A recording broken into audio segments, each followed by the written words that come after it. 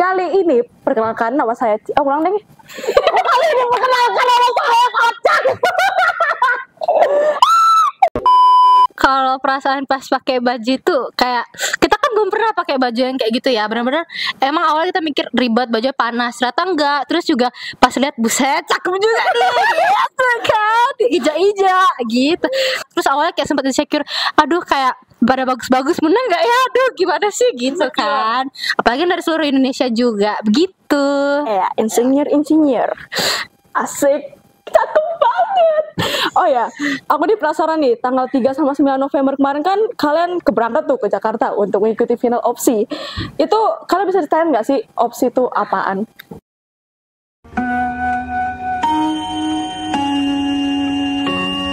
Pintu teater 1 telah dibuka.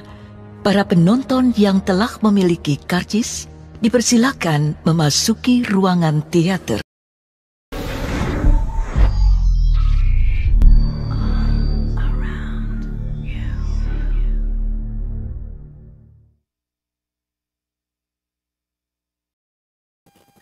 Hi everyone, welcome back to SMPC Hope Podcast. Halo semuanya, selamat datang kembali di podcast SMPC Hope. Perkenalkan, nama saya Cian, dan di depan saya sudah ada dua cewek cantik yang kemarin sudah mengikuti OPSI. Silakan perkenalkan diri dan juga kelas kalian. dan Halo, aku Tabita dari kelas 8C bersama partnerku. Mili dari 9B. Asik, cakep banget. Oh ya, aku nih penasaran nih, tanggal 3 sama 9 November kemarin kan kalian keberangkat tuh ke Jakarta untuk mengikuti final OPSI. Itu kalian bisa ceritain nggak sih OPSI itu apaan? Pada dasarnya OPSI itu Olimpiade Penelitian Siswa Indonesia. Jadi di sana awal yang daftar itu sekitar 8.000, tapi setelah seleksi yang berangkat itu sekitar 200 orang. Jadi 100 SMP, 100 SMA. Di sana kita bertanding lewat pameran, terus kita presentasiin hasil penelitian kita juga. Oh, tahap apa sih yang kalian lalui sebelum kalian bisa sampai berangkat ke Jakarta? Jadi yang pertama itu kita ngelaluin tahap proposal bareng 6 atau 5 ya? 6 teman kita yang lainnya. Kayak Brian Kwan, Michelle, dan lain-lain. Habis itu habis lolos proposal, kita lanjut ke revisi dan laporan OPSI. Baru habis itu ke tahap seleksi untuk ke Jakartanya.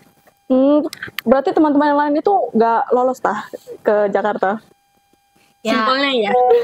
Kasih banget gak sih sama mereka. Terus topik atau judul apa sih penelitian kalian ini? Jadi judul penelitian kami itu pembuatan nanopartikel perak yang ramah lingkungan beserta aplikasinya untuk analisis kadar logam merkuri pada kerang hijau secara citra digital. Jadi simpelnya kami menganalisis kadar merkuri pada kerang hijau. Panjang juga ya judulnya. Makanya agak lupa gitu. Kalian bisa nggak sih ceritain gambaran penelitian kalian? Sebenarnya penelitian kami simpel susah. Iya. Simpelnya itu karena nanopartikel perak itu kan nggak terlalu susah. Yang susah itu citra digitalnya. Karena kami sebenarnya masih pemula banget untuk pakai MATLAB gitu. Soalnya kami kan secara kuantitatif bukan kualitatif, jadi lebih susah ngitungnya. Kalian kan di sana 7 hari tuh. Kalian ngapain aja sih? Ceritain dong, penasaran nih. Jadi hari pertama itu kan hari Minggu. Sampai sana kita langsung persiapan pameran. Tapi makan dulu lah ya biar kenyang gitu kan.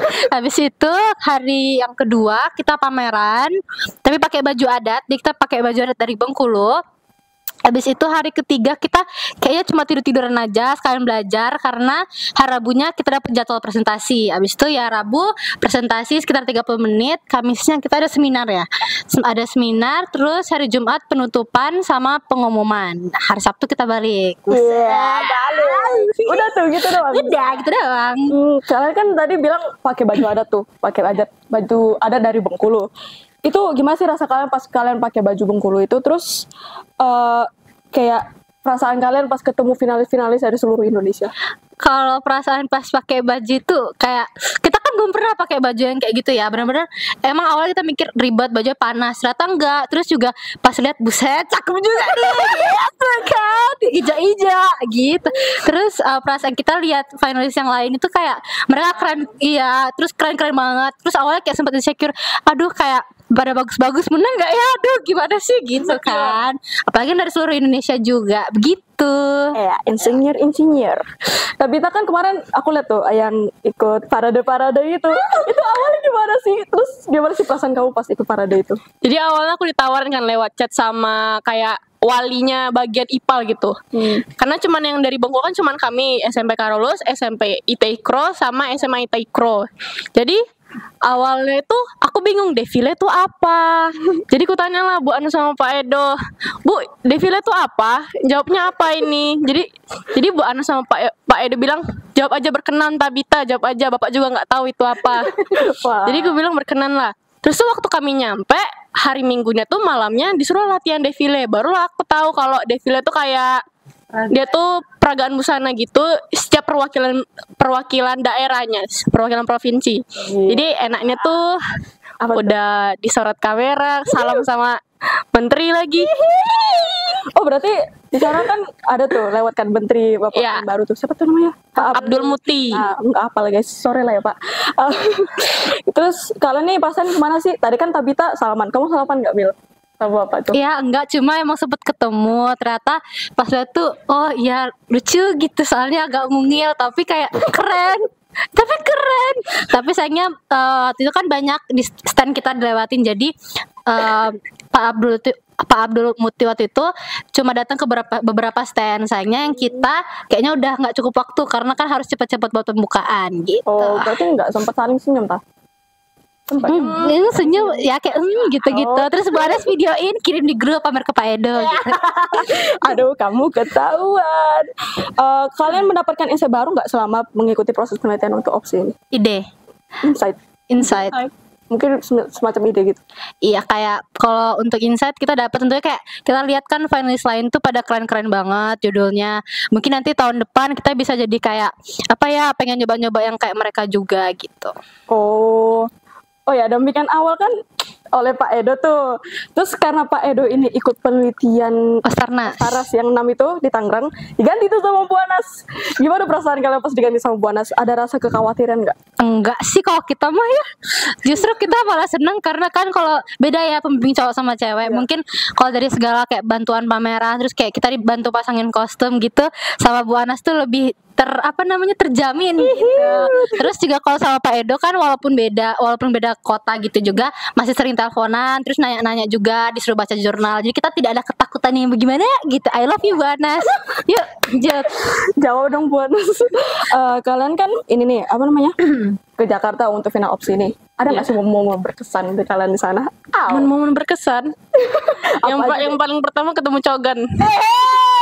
Aduh, itu sama kita berkesan banget. Terus karena kami nungguinnya paling lama, hampir yang paling terakhir, jadi kami dapat kamar premium. Iya. Tapi sayangnya kami digusur di hari yang ketiga. Iya, karena pipa AC-nya rusak. Jadi emang panas banget kamarnya, makanya kita pindah ke lantai 6. Tapi juga nggak kalah bagus ya. Pamer ini ya. Kan selain berkompetisi ini, apa sih pengalaman menarik kalian di Jakarta? Pengalaman menarik. Iya. Presentasi aja lah, kita ceritain yang itu yang Boleh. yang mana itu? Lupa aku. Jadi presentasi kami Yang pameran dulu lah yang kita ditanya. yang pameran ini sebenarnya kami aman-aman aja awalnya. Terus tiba-tiba ada satu juri yang tiba-tiba nanya, yang Regen tuh apa? Regennya apa? Ininya apa? Jadi pakai bahasa dewasa yang kami nggak ngerti. Jadi kami banyak yang keok. Terus itu aku jam 10 ada latihan lagi, gak dibersihin untuk defile. Aku ninggalin Kak Mili sendiri. Marah dia. Habis itu pas presentasi juga ternyata kita kan kiranya jurinya tuh lihat dari laporan opsi. Ternyata enggak, mereka tuh lihatnya dari proposal yang kita dari awal itu. Jadi sebelum direvisi segala macam typonya ya. Nah, ternyata kita ada typo di bagian melamin. Nah itu tuh harusnya tulisannya Merkuri. Cuma karena situlah kita kakak, ini apa hubungannya gitu-gitu. Cuma akhirnya adalah kita jawab gitu. Terus tanya pertanyaan banyak banget. Sampai waktu itu kayaknya harusnya kita 30 menitan.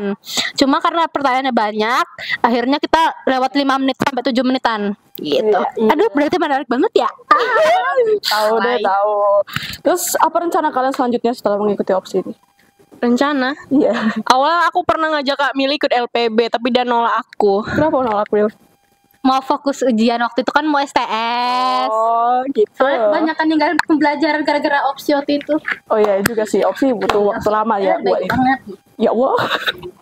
Apa arti kemenangan ini bagi kalian? Terus terutama setelah meraih penghargaan khusus dalam kategori. Siapa duluan?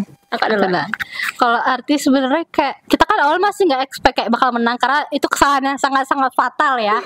Jadi kayak pas menang itu lebih kayak kayak gimana ya, terharu banget. Terus arti kemenangan itu tuh kayak malah kita tuh aku tuh ngerasa kita jadi buka peluang buat adik kelas kita selanjutnya nanti buat ikut opsi di masa depan. Terus juga kita kan di sana tuh jadi dapat arti gimana, dapat nilai kayak oh orang-orang lain bagus gitu. Kita lihat penelitian mereka juga keren-keren. Iya, jangan insecure juga karena ternyata kita bisa menang gitu loh. Padahal banyak juga yang lebih keren, yang kita ngerasa tuh ih mereka lebih keren daripada kita. Ternyata kagetnya nggak menang gitu. Tapi nggak apa, udah keren semuanya. Buset. Menurut kalian penelitian kalian ini kenapa bisa dianggap inspiratif? Inspiratif. Iya, kan kita Karena penelitian kami ini bisa langsung berdampak bagi semua masyarakat. Jadi golongannya mudah dilakukan gitu loh. Metode alternatif kami ambilnya. Kalian sebelum pas melakukan persiapan opsi ini ada hambatan nggak atau tantangan? Hambatan. Iya. Plagiat kami paling tinggi di antara yang lain. iya. Jadi kita kan ngambil dari jurnal. Kita kan semuanya ambil dari jurnal gitu. Jadi plagiatnya itu 50%. Sementara yang lain tuh plagiatnya 40, 30, bahkan ada yang 26 doang, 28 doang. Nah, batasnya itu kalau kata Pak Edo tuh 25%. 30. Jadi 30 ya. Jadi kita tuh bikin waktu itu aku revisi itu sekitar 3 harian. Opsi itu 3 harian aku revisi, akhirnya turun sampai 30-an. Oh, terus Dan itu bahkan judul kita ganti juga karena di judul itu pun ditulis itu plagiat gitu ya, nggak ngerti lah ya kenapa sama Turnitin. dukungan keluarga untuk persiapan opsi ini kalian gimana? Tapi tadi duluan deh berapa? Dukungan keluargaku tentu sangat mendukung ya, sampai kasih uang ongkos. Terus siapin beli sepatu baru, beli ini baru. Gila, baik Yang penting orang tuaku selalu mendukung, kakakku juga, abangku juga, yang lain juga. Mantap. Milih? Ya yang pertama pas lolos opsi itu adekku paling kaget, paling wah kamu nggak seneng emangnya gitu kan. Soalnya aku sempat lolos Ostarnas itu seleksi. Jadi kan tiba-tiba waktu itu harus ikut opsi, jadi harus mundur dari Ostarnas. Nah akhirnya kayak adekku ngomong, harusnya kamu seneng dong. Terus dia ngomong ke keluargaku yang lain kayak, ih Mili lolos opsi tahu ke Jakarta gitu-gitu, dia yang bangga. Terus kalau mamaku tuh pas tahu langsung kayak keren. Terus habis itu mamaku langsung kayak ngajak pergi buat cari baju-baju buat dibawa. Terus langsung nyari sepatu juga. Terus ya udah dikasih duit, terus disupport terus kayak dikasih obat buat bawa biar nggak sakit. Iyalah. Kalau dukungan sekolah apa udah memfasilitasi kalian? Iya dong. Iya banget. Iya. Dikasih banget kita ya sama Pak Yuda. Terima kasih Pak Yuda. Sarang heo. Iya. Pak Yuda denger tuh sarang hionya. Jika kalian ini harus memilih satu hal yang kalian pelajari dari pengalaman ini, apa yang paling berharga? Paling Menurut berharga. kalian? Yang penting harus lebih teliti, karena bagi kami yang melamin tuh benar-benar fatal. Sampai kami sendiri kayak harus gimana ngomongnya. Sampai langsung stres waktu itu. Jadi sama juga sih kayak kita harus lebih teliti lagi. Terus mungkin lebih banyak baca jurnal. Kalau itu kita Selasa agak santai karena kecapean kali ya. Jadi kita agak sakit gitu. Udah Sampai sakit ya, agak-agak ya. langsung demam habis pameran. Rencana kalian ke depannya dalam dunia penelitian ini apa? Terus apa ada ide penelitian baru? Kalau aku rencananya kan Kak Mil nanti kalau aku penelitian lagi tahun depan, Kak Mil udah nggak ada, udah nggak boleh. Jadi aku kalau nggak solo cari partner adik kelas biar ada regenerasinya.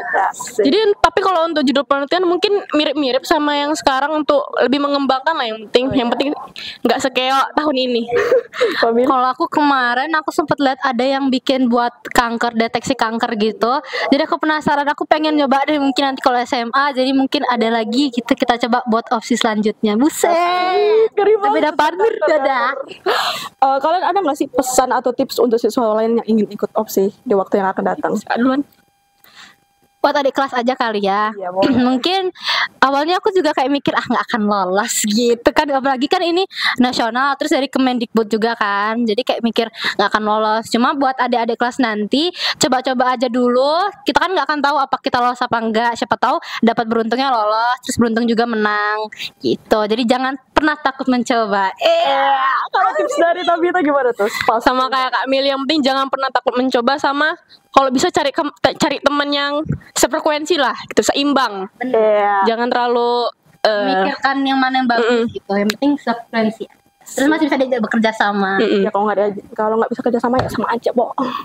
Oke, mungkin selamat ya untuk penghargaan khusus ini.